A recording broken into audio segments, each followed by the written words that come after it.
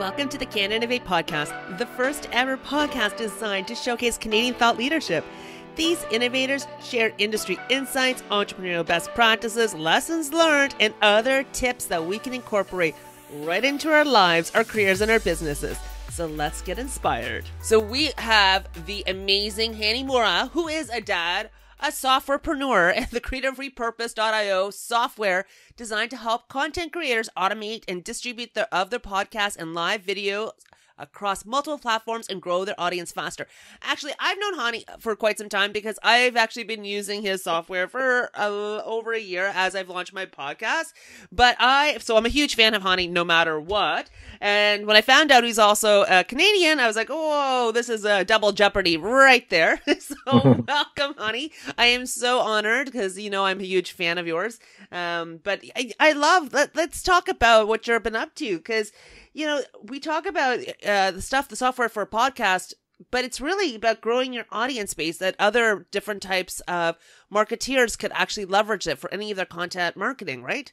Absolutely. Well, first, thanks for having me on the show. It's my pleasure to being here. And yeah, this software I've created, it's about taking content that you create to promote your business, promote your services, and getting it out to a wider audience. Getting it out, get your message out, whether it's a story, whether it's teaching something, getting your content out to different platforms without doing extra work. And that's the key. Nobody has time to do extra manually downloading, uploading, going to YouTube, all these clicks, and it becomes tedious and overwhelming. So the software is designed so that you can create your content once on one platform, whether it's videos, whether it's a podcast, whatever it is, and then helps you get it out to other platforms automatically. So how does it work? So just for our audience out there, so which platforms are we talking about? Okay, so if you have a podcast for your product, for your business, and you want to get it out to more than just audio platforms, like you want to get it onto video platforms like YouTube, like Facebook, RePurpose can do that for you automatically. Literally with a few clicks, you can set it up. And then every time you publish a new episode, your audio turns into a video, gets automatically uploaded to Facebook, to YouTube. You can have it go to Google Drive, Dropbox, etc. There's a lot of different platforms. You can customize the way you want.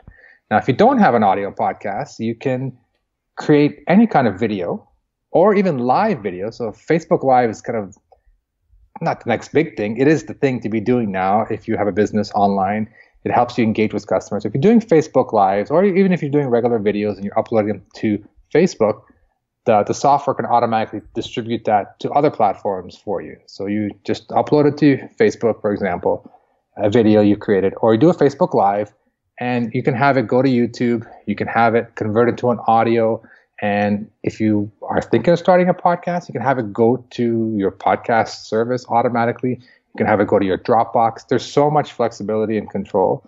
And the whole idea is you just need to create the content once, and the software will do the rest according to your rules and the way you set it up. It's amazing. And Facebook Live is the huge thing. Like I see a different live stream constantly, even with people doing it from, a conference that they're at and they're just doing something interesting. So that's so cool. So you could actually repurpose that to be I could put it onto, like YouTube, for example. YouTube, you can make it into an audio. And even now you can have an intro, outro added right to it. And you can have it sent to Libsyn. Like we support Libsyn directly. So you can have your Facebook Live become an audio podcast, which shows up on iTunes and all the other directories automatically if you want to. Oh, I love this. I absolutely love it. Well, like I said, I'm a huge fan. I've already been using it, but content, and you listen to Gary Vee, right? He always says about that. You've got to be taking your content, repurposing it, publishing on multiple platforms, using audio, using video. You've got to get out there to get your breath and, the reach out there. So yeah. It's a game that's changed quite a bit regarding content marketing. Yeah, absolutely. And it's not, you got to think about an audience. Some people like to read, some people like to listen. Some people like to watch. Some people hang out in front of the computer. Some people are driving a lot, so they want to listen to audio podcasts. So having it on different mediums, having it on different platforms, just multiplies your reach a lot faster. And you can do all this, of course, manually. But the whole kind of the idea of the software came up was people don't do it manually because it's very tedious. And it's just, if I myself wanted to automate this for myself, and that's how kind of the idea was born. Is I wanted to empower people to get their content out without doing extra work. Is that how it was actually born, or that you didn't want to do extra work? I actually have a few other softwares and the plugins, and that was the first software I ever written was a WordPress plugin that I hated doing something repeatedly, which was taking my YouTube videos and putting on my blog. So I wrote a little piece of software that does it, and that became my first plugin. Started selling it, and then it evolved into other plugins, and now RePurpose. But I was solving my own itch because I'm a lazy engineer. And you're not lazy, you're a smart person, actually, and this is what consultants do. And I'm like, we repurpose everything. So yeah, this is genius. This is really, really cool. So can you, we're talking about, all this content and marketing and stuff. One of the things I was wondering is you could actually put your own artwork on things too, and change it as well, right? So you can have that. So the one thing I loved about your software was that, as I do, for me, I do a podcast, obviously, but it's a weekly thing. So consistency. So it's all automated. Like I don't actually have to push any additional buttons. Like it's so automated. I provide consistency to my audience. It just makes life easier. Yeah. You're kind of growing your YouTube channel. You're getting engagement on Facebook, and you're getting your listeners on iTunes and Google Play. So, your traditional audience is still going to consume your content the way they normally do, or the way they like on, iTunes or whatever audio platform. But then you're reaching out to a whole new audience who some people don't even know what a podcast is, but they see your videos on Facebook or they see your videos on YouTube. They become fans, they become followers, they become subscribers. And it doesn't matter what platform you're on. The whole point of you as a content creator, as a person who's trying to teach, educate, share stuff with the world, is you want people to listen to it or watch it. You want people to consume your content. So that's why I always tell people, put it on all the platforms, because people who don't know what a podcast is can still benefit from your content on YouTube, for example. And the world of podcasting and just content, it's just growing on a daily basis. So it's great. It's great. So tell me, what else excites you most about this industry? I mean, I got into the podcasting industry about 4 years ago. And this is kind of a side note, but the one thing is the people in this industry are just awesome. Like I feel like I made so many friends in the podcasting industry. Everybody I meet who's in the podcasting space is just a good, awesome, genuine person. And I love that. But the podcasting it's not a new thing, but it's almost getting new life in the past 4, 5, 6 years. It's like people I see everywhere on TV now. People talk about podcasting. A funny story: we're watching American Ninja Warrior the other day, and one of the contestants was a podcaster. Like it said, this contestant podcaster, and I just started cheering. I'm like, woohoo, podcaster! My kids were cheering with me. So it's just like the word podcasting is becoming mainstream now, and it's a very good platform for reaching out to people who don't have time to sit in front of a computer and watch videos, right? Or read blog posts. People who are on the road a lot or at the gym. So that's what excites me. You can reach more people who are not necessarily sitting in front of a computer or don't want to be in front of a computer all day long, and they're out and about. And with the technology of smartphones and now Google's big in the podcasting space, and obviously Apple's big too. It's available on all smart devices. I love it. And you're right. The people in the podcast so far, like in the podcast industry, are super friendly. I think I wonder if it's because everyone's doing it because of passion, and it's an area that they're most interested in, and they just are having fun with it, whether they're talking about, superheroes to Buffy the Vampire Slayer to wines to, thought leadership. There's just so much to consume and laugh about. Yeah, it's so true. There's a podcast about pretty much anything in this whole world. There's guaranteed a podcast about it, and that's what's awesome. People are excited, they're passionate about their topic, and they create a podcast around it. It's so cool. I don't know. The people are just kind of one of the big things I love about this. Like everybody loves to help each other. Made a lot of friends over the past 4.5, 5 years. Go to the conferences every year.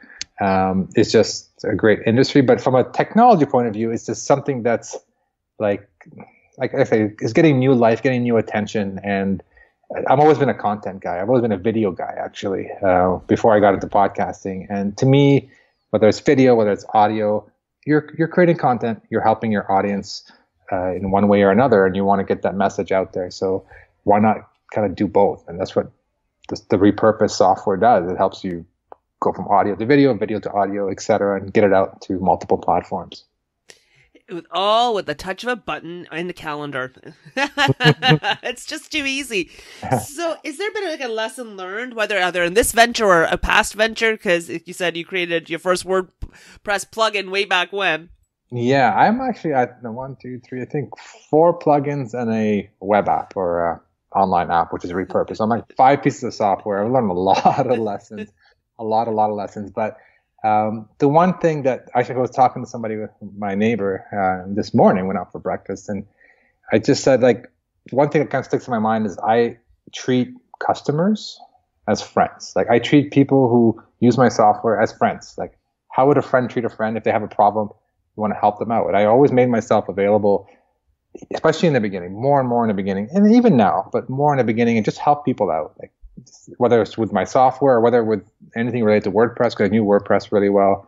I always wanted to help people, and people appreciate that. So, and I find that if you treat people well, and it just, the word gets around that you're a good person and you want to help people, you genuinely want to help people. And then that kind of carried that stigma with my products as well. It's like we had a good support. I was doing a lot of support. I hire support people, but we're always available. There's a phone number, there's an email. People reach out to me on Facebook. So I've always made a very important point to be available to my customers, which I call friends. Like, I don't call customers, right? And we go to the conferences, we hang out like friends. So it's treat people like friends, and don't treat them like a number or a dollar sign if you're in business. That, you know what, and I've always felt your friendship, so that I can definitely attest to. So did you, I guess when you were getting all this off the ground and stuff like that, was there kind of like a sales or marketing tip that you kind of gravitate towards, or something you could share as a best practice? Yeah, so for me, I got into the podcasting space 4 years ago, and I knew nobody and nothing about podcasting. And I was basically had a video WordPress plugin, and I'm like, someone told me, hey, take that idea of automating publishing to your WordPress blog, take it from video and take it to podcasting. I'm like, oh, okay, that's cool. What's podcasting? So, and then I was helping people. Then I learned about it, and I was helping people publish their podcasts. So I learned how the ins and outs work. And then I was like, okay, let me pursue this idea. But I wanted to learn more about it and learn more about the people. So my first thing, I don't want to call it a tactic, but my first thing I recommend people is just join as many Facebook groups about that topic. And that's what I did. I joined all the big Facebook groups, and I just kind of listened, and I chimed in wherever I could, whenever. I'm a technical person, so if I had a technical issue, I would chime in and say, oh, hey, try this thing or try that thing, or let's hop on a call, let me help you fix that issue. And just kind of made myself, feel part of the group. And by listening and being part of the group, I learned a lot about what people needed, what they wanted. And so integrate with your potential customers. If you're starting a new business, get to know what they want, what their pains are. Hang out in the groups. I found the Facebook groups was kind of one of the easiest ways. You just go in and you listen, and you contribute. Don't just sit there, but also contribute and help people out. I love that. I truly love that. So do you have any kind of business book or a podcast or a YouTube video that you're kind of into, or something that has resonated and stuck with you from the past?